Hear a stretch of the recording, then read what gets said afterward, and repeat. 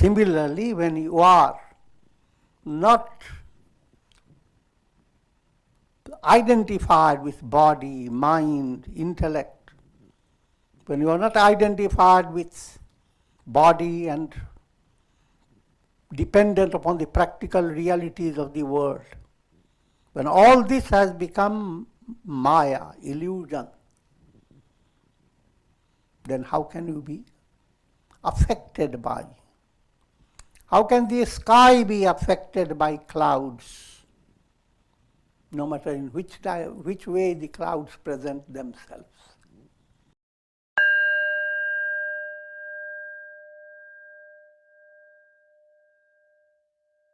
Om Brahmanandam Param Sukhadam Kevalam Jnanamurtim Dvandvatitam Gagana Sadrisham Tattvamasya Laksham Ekam Nityam Vimalamachalam Sarvadhi Sakshi Bhutam Bhavatitam Trigunarahitam Sadgurum Tam Namami.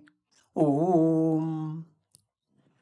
Adorations to Sadguru, who is Brahman, the giver of supreme bliss, embodiment of pure consciousness, one without a second, vast as the ether, infinite, eternal, beyond the three gunas and their modifications, the supreme preceptor.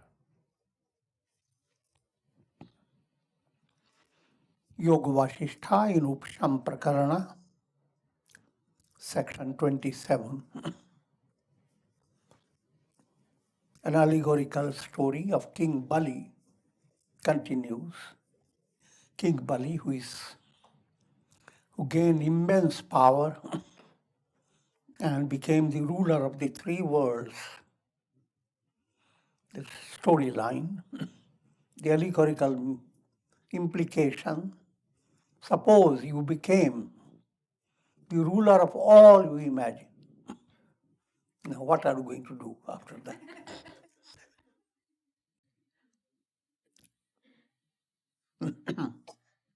If you have become the ruler, soon you will become fed up with the world. Because the world gives you the same thing again and again.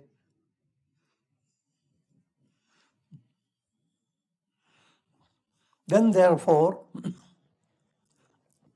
Bali, having come to recognize that fulfillment, absolute fulfillment of life is not possible in the world of time and space causation, in the world of birth and death. And so he began to practice profound meditation, guided by, also he received inspiration from his guru, Shukracharya. And now in this practicing process, you are being given insight into the practice of Vichar. Vichar is a reflection. First stage, your mind must be very quiet, free of the pressure of rajas and tamas. Tamas makes your mind dull, rajas keeps it distracted. Allow sattva. And when you have come to that calm state of mind, I'm giving you ideal setup. In practice, however, you don't have to wait until calm state has come. You will start sitting down, even in your agitated state. Start doing your mantra. You start doing prayer. All that begins to create calmness. But when calmness has come profoundly, then switch your attention to what is the greatest. What is that which you love most? If the three worlds are given, of that, what is the most important? Surprisingly, aham, Atmanastu kamaya sarvam priyam bhavati. For the sake of Atma, the me, the I am. If this I am isn't there, then what's the use of all that? So the I am has to be first understood by you. And if you understand it, another surprising thing, you have nothing else to understand. All this world is extension of the profound urge to realize who am I. Speaking in allegorical language, God has created all these immense things for one single purpose, for every soul to realize who am I. Another surprising thing, God didn't create anything. Because it's through individual mind, the creation becomes reality. Who gives reality to creation? Every individual mind. Who gives reality to the dream? Every individual mind. Nobody created your dream with all precision and all that. Who creates all countless illuminations of the sun? Every illumination is so majestic. Who creates it? Of course. One way of thinking, yes, sun created it. But that interpretation is coming through your limited mind. Unlimit your mind. Then you realize sun never created it. Your perceptions of the sun, your perceptions are refracted perceptions. They are not revealing the sun. Now bring more. Your coming to the understanding of I am, just like the sun creates all that, creates and at the same time doesn't create. Your I am has created all that as well as has not created anything. Your I am creates your dream state, your waking state, your sleep state. Your I am creates the illusion of cycle of birth and death. The I am is behind all this nonsense. I'm joking. All this mayhem. Aham is behind the mayhem. But now, understanding that aham, that's your central point.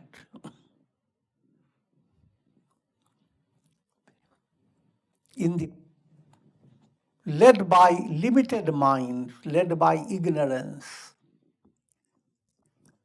your aham directs you to find security in worldly material comfort. Why do you need material comfort? Why do you attend to your house, your tables, your offices? Not for the tables, not for the house, for yourself. Aham. All things become dear for your aham. But your aham is not understood by your mind perfectly. Now, this is the project. Understand that aham. Continue to live your life. Don't leave anything aside. Do all your duties. But turn your attention to who am I. And scriptures give you process that the mind begins to enjoy discovering who am I. And that process means devotion. First, your mind is directed towards God. See God, glory of God manifesting everywhere. Then you are given an instruction, you should come closer to God. And you are given a comfortable understanding that if you take a few steps, God takes 1,000 times more steps. So you become comfortable that his steps are very bigger.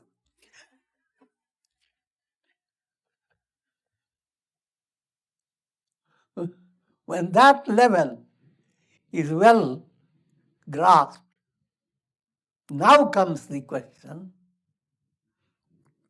what's the relation between I and God?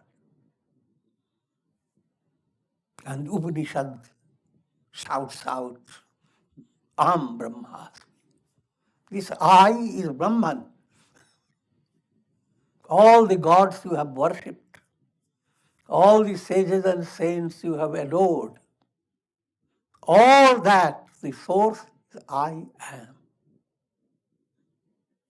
Where is that I am? I am the only reality. Aham Brahmasmi. I led you to many things. More highlighted theme at this stage is forming Nishcaya.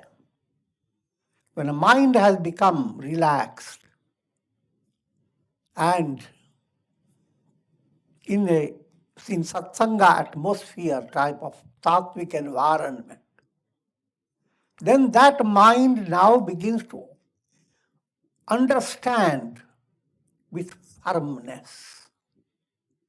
Otherwise, all things you do understand, but there is no firmness about it. They are all market, monkey business. What you understand today, tomorrow you not have the same value. But the understanding relating to who am I, that's totally different. It's unshakable understanding. But that understanding sneaks into your sattvic mind gradually, progressively. So each time when you make an affirmation, I am not the body, I am not the mind. All these worries that are there, they are just mosquitoes.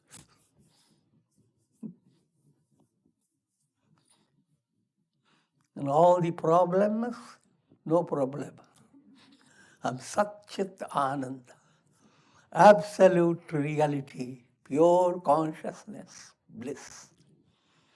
When you allow your mind to hold, work upon this, a firm conviction begins to grow deep in your unconscious. That's called affirmation, Nishcaya. And that's a powerful process, most dynamic process leading one to enlightenment. If your Nishcaya about yourself is shaky, so no matter how many things you attain, with shaky feet, shaky hands, and what else? What else?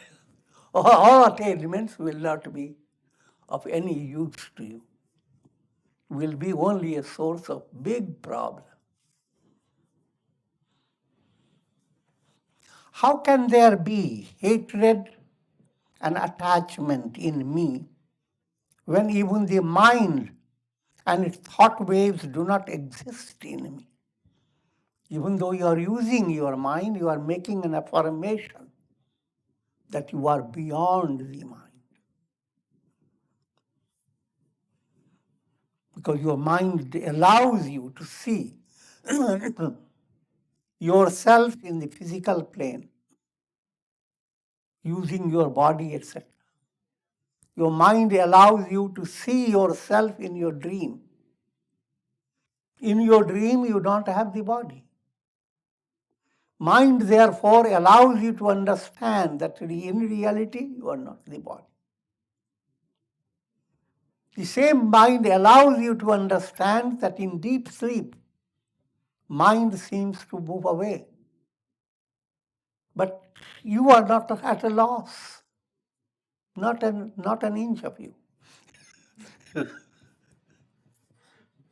So the mind allows you to understand that you are underlying the three states, waking, dream, deep sleep. These states are variables. Your I am is invariable reality. The same mind allows you to, when that mind allows you, the process becomes a process of affirmation. And it is a result of listening, reflection, and now you are getting into deep meditation, which the bone of that meditation is affirmation. I am the all-pervading self, which is ever blissful, non-dual, devoid of all the projections of the mind. All your experiences are mind's projections. And mind itself is not the reality when all your desires are satisfied, mind simply disappears.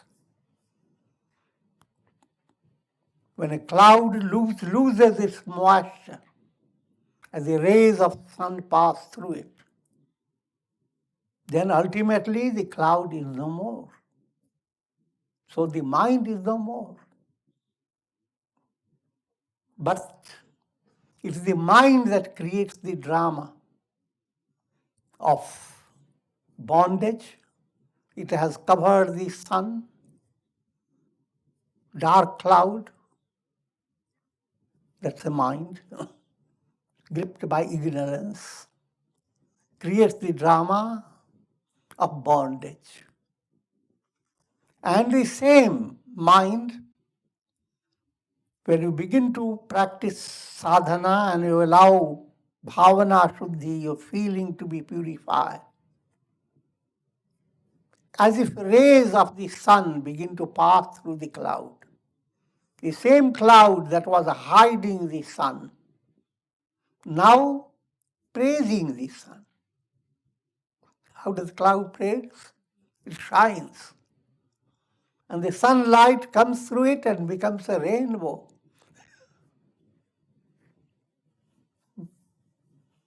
Goddess Saraswati gives tongue to it.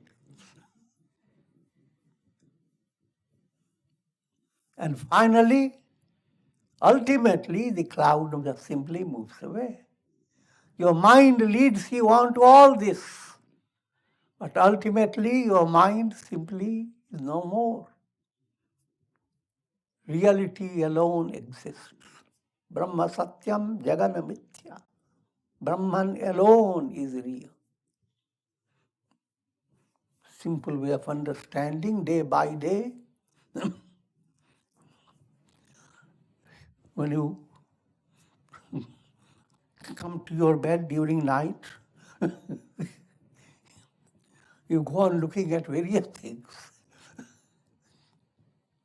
You are aware of your body, aware of your problems, aware of your pillow, aware of your couch, whatever. But when you go into deep sleep, all move away. That's simple illustration to make you understand that such a thing is possible. Day by day you are rehearsing it.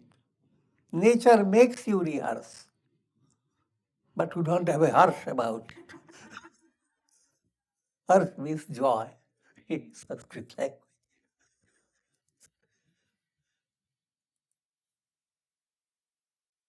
Adorations to the self, the essential nature of myself, come to a most gripping situation. We have been adoring God here, adoring God there. But now, adorations to God with Aham Brahmasmi. Adorations to the I am. It is that the I am that is shining through all. Two ways, that I am transcends all, absolute reality. The sun transcends all its illumination. Another way, all illuminations are the sun. I am beyond all this.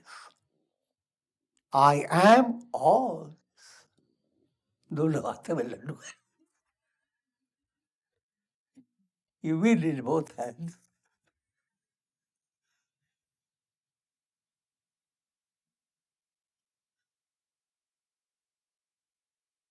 I am verily that blissful Brahman who has pervaded this entire universe. Now, elaborating that point, Aham Brahmasmi. I'm vaster than the ether. Look at space. Nothing is vaster than space. I'm talking practical point of view. But the I am is far, much vaster than all physical space. Again, I'm pointing out to that Bhutakash, Chittakash, Chidakash. Bhutakash, physical space, physical reality. You need always a spacious environment around you. But in spite of all the physical spaciousness, if your mind is working in a negative way, all that spaciousness moves away and you are under crunch. You are restricted. Crab has grabbed you.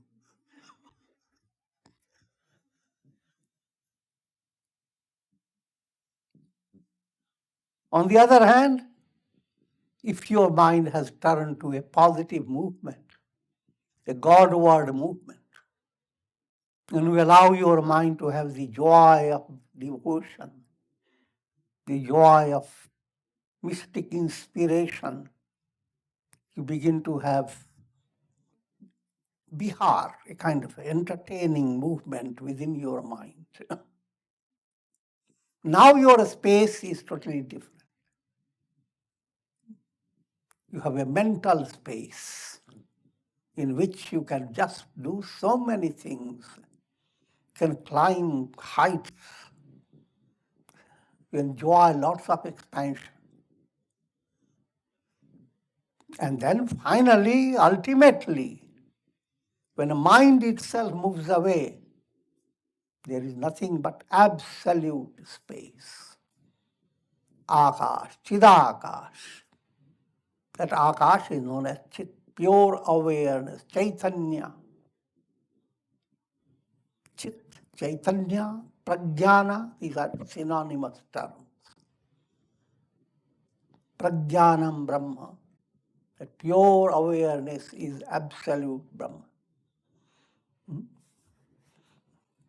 You are always aware, but beware.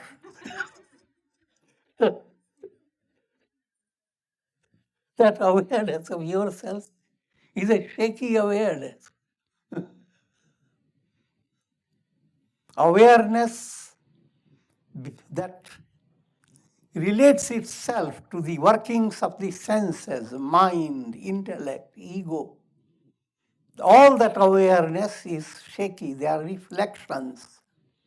Behind all that awareness, it's absolute awareness. That's called Chaitanya, Brahman.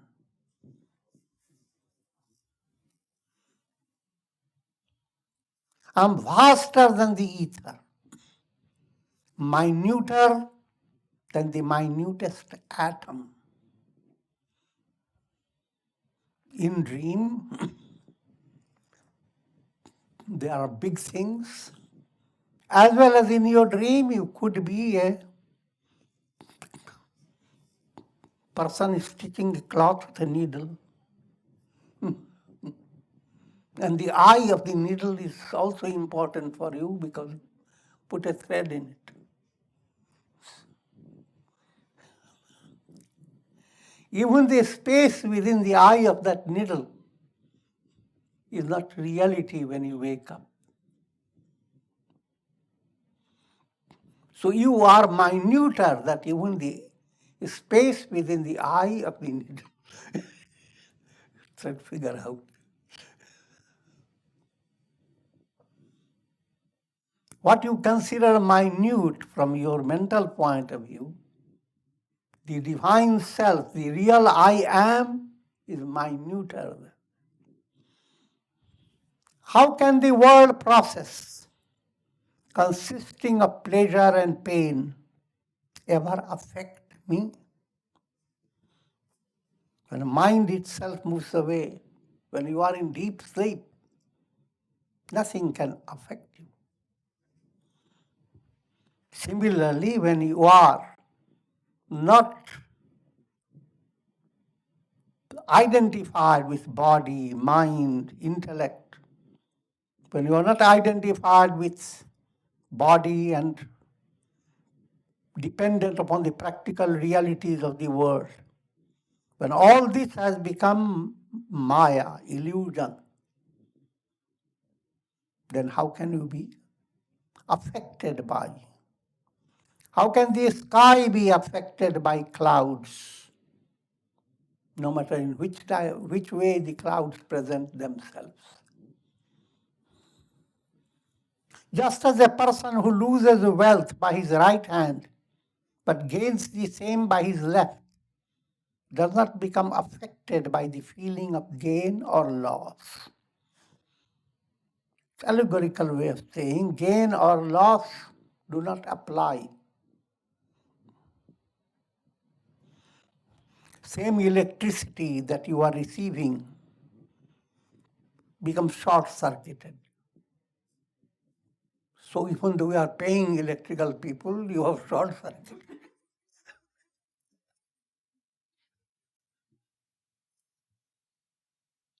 So when it is short-circuited, you say it's a law. Correct it, it's a gain. But again, loss. And then again. One hand, loss, another hand, gain. And go on experiencing it because you have both hands.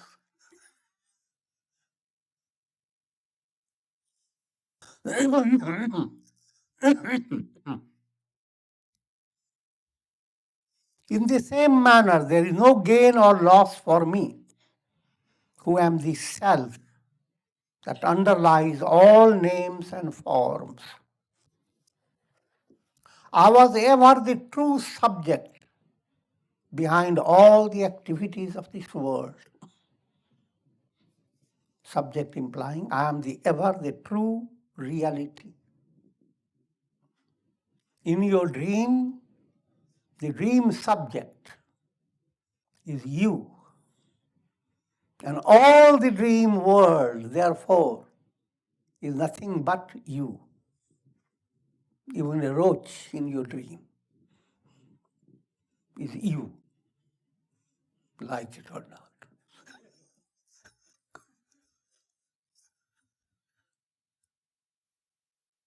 Similarly, I am the true subject behind the entire universe. That I am is everything.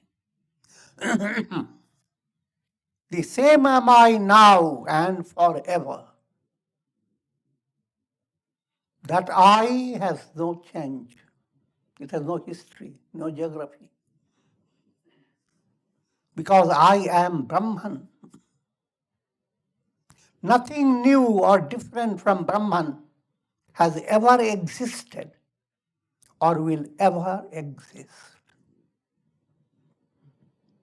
Truth alone is. Nothing different from truth ever existed or will ever exist. Otherwise, truth is no longer truth. Let me therefore abide in my essential nature, Brahman. That's the conclusion of his Nishcaya, affirmation. That is my goal. Let me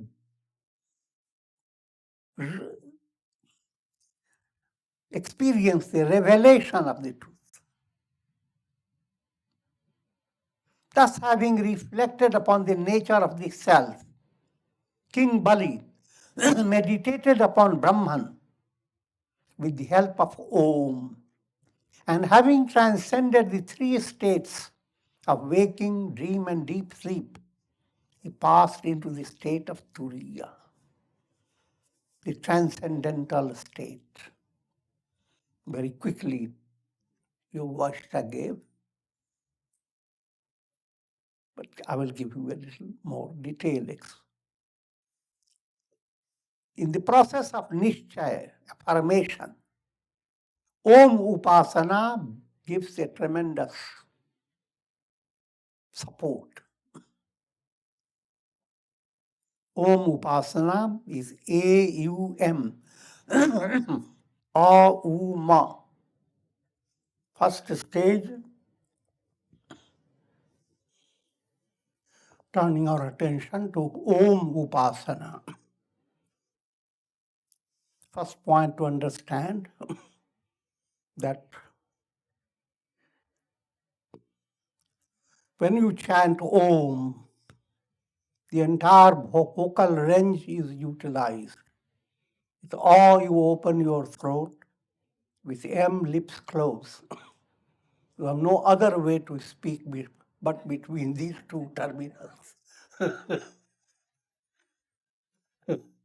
So, when you have said Om, all that you could say is implied in that Om. Everything you say has its impact on your nervous system. It has a profound psychological and mystical meaning behind it. It is God's creation. Science is still not complete. So, through literature, there is a minute mantric effect comes into your personality. If you speak gracious literature, it has a wonderful effect on your nerves. You speak ungrammatical. I'm joking. Ungracious literature. Lot of jarring sounds. Jars you and affects others.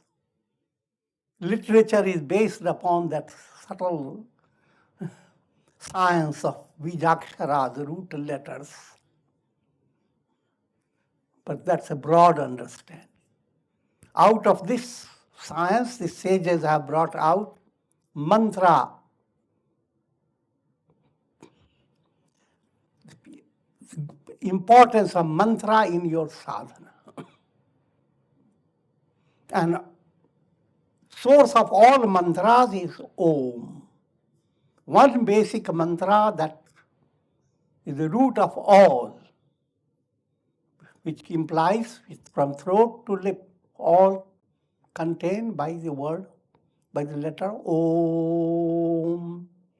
And when you chant the Om, it becomes also a technique to create a resonance in your spinal column. And it has a powerful effect on your nervous system. Just a sample, I'm breathing in. Oh.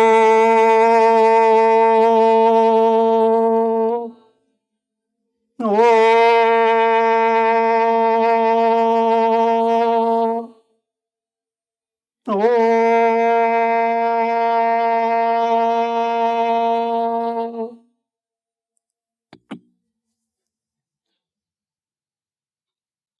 And you must know that Amen and Amin in other religions, they are modifications, variations of Om. Now, Om has 4 aspects. Sanskrit letter is A, U, Ma. In English, you can translate it A, U, and M. But when you have done, when A and U blend, it becomes O. It's just A sound, A. With U blended, it becomes O. And when M dominates everything, O.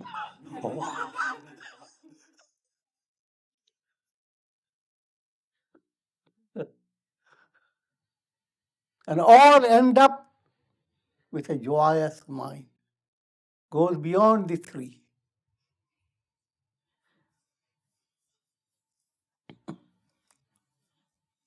Now coming to more profounder.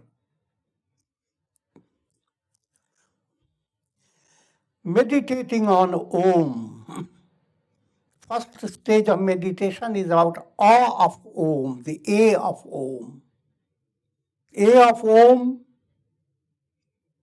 the center, Kundalini center, relates to Manipur chakra, navel center. It is a center where the body identity is secure. And it's called Kriya Shakti. All the sadhana, etc., you do, and activates the mystic center. A is emanating, you imagine the A is emanating from the navel center. First, visualize beautiful lotus and A sound. But when we say A sound emanating, your mind is hearing only Om. But your focus is on A aspect of Om. Now your Vichar movement, first give attention your feeling of your body and your awareness of body identity. So you are focusing on who am I. Now, as awe is radiating from your navel, first stage, I'm the body. Now, the spiritual entity behind you slaps you.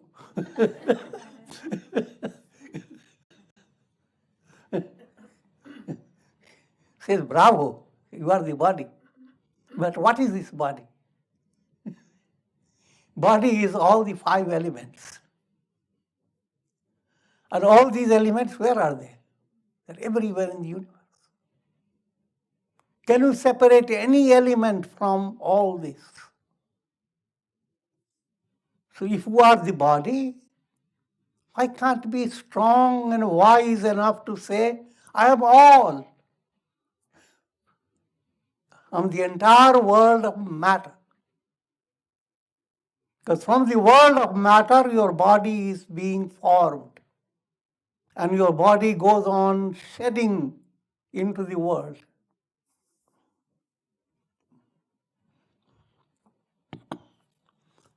So, identity with the body is called Vishwa. And the revelation, I am all, is called Virat. Confined to body, you are just Vishwa. But Vishwa relates to Virat. Virat is the ocean, Vishwa is a little wave. That type of relaxed message you give to your mind.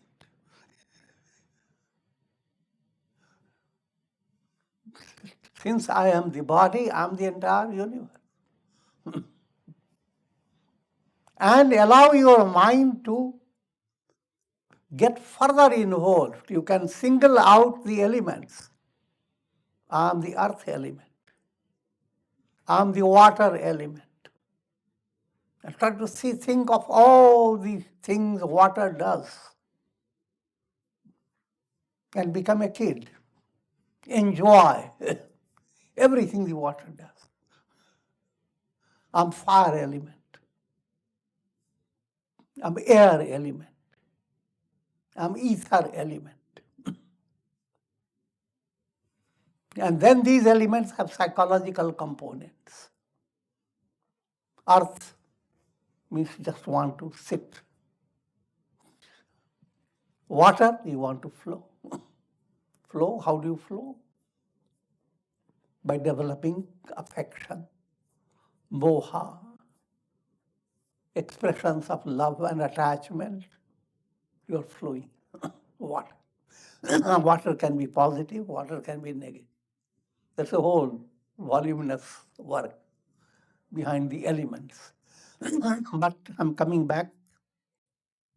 So the first stage, as you are chanting Om mentally, now you are not chanting loud Om, mentally, listening to a sound of Om.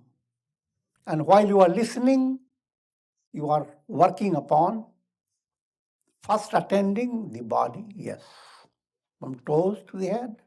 How wonderful the body is, so many complications.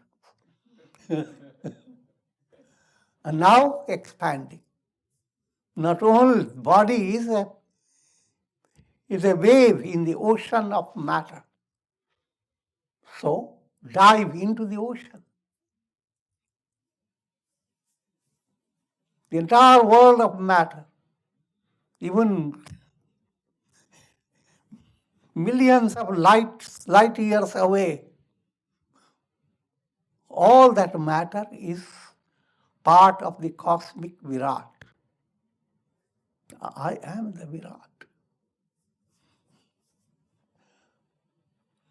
And now come to the next stage.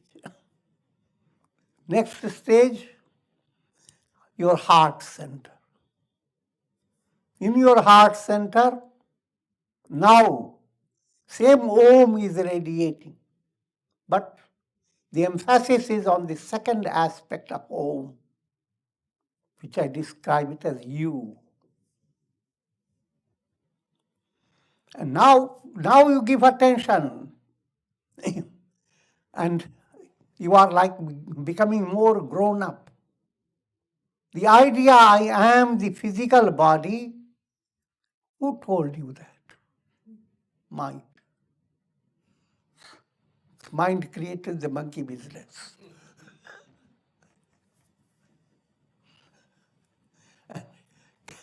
Can you prove your body, any part of it existing independent of mind?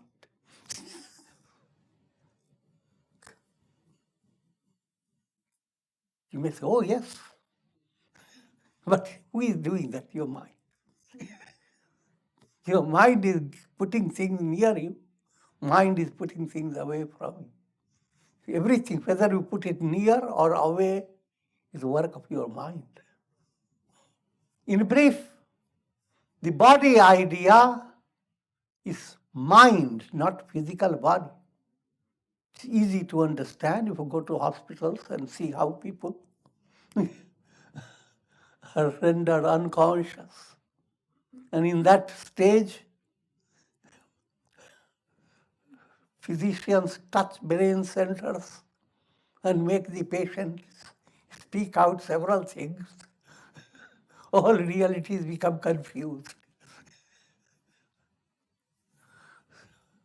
So all your experiences are not happening in your body or in your nervous system.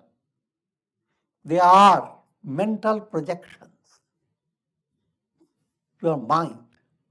Everything happens in your dream just by your mind. So don't be surprised.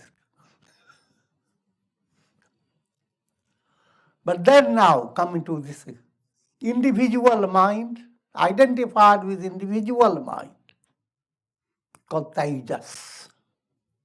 Tejas is effulgent. But that Tejas relates to Hiranyagarbha, cosmic mind. The mind that has projected the entire universe. That mind is like the ocean. Your mind is a wave in that ocean. So wave goodbye to your limited mind and dive into the ocean of mind. Your mind has that amazing power to draw from resources beyond your limits. And how much that resource? Cosmic mind. Mind is wave, cosmic mind is the ocean behind it. In devotional terms, God's mind. You are part of God's mind. Now come to third stage. See, in the second stage, your affirmation is, I am mind, therefore I am cosmic mind.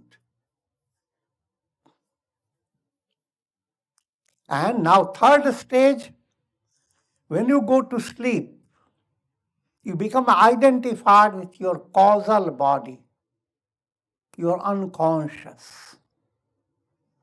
Your unconscious also, that unconscious is the reality behind your mind. Mind is the reality behind your body. Behind your mind is your unconscious. So that unconscious is a profounder reality. And that unconscious is Ma. Can't be described. Mum.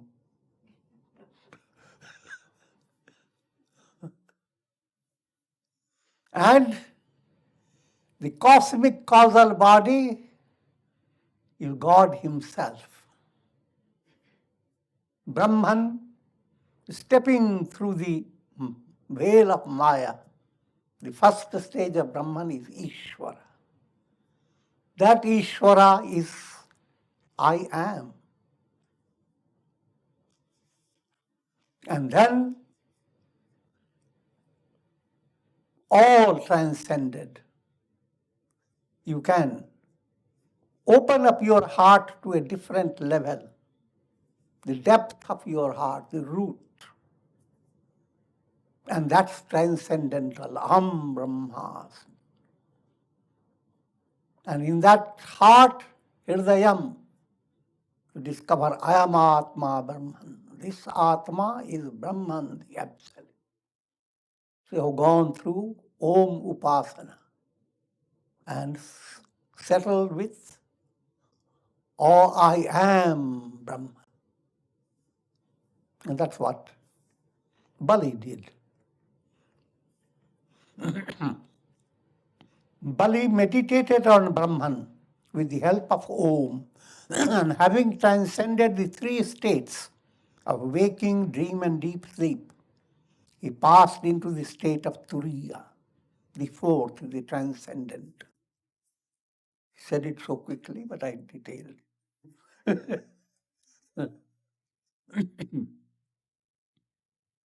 As a result of this, King Bali became immersed in samadhi, wherein he was no longer caught in the maze of the mind, no longer dependent upon the world, no longer conditioned by the triad of seer, seen, and sight.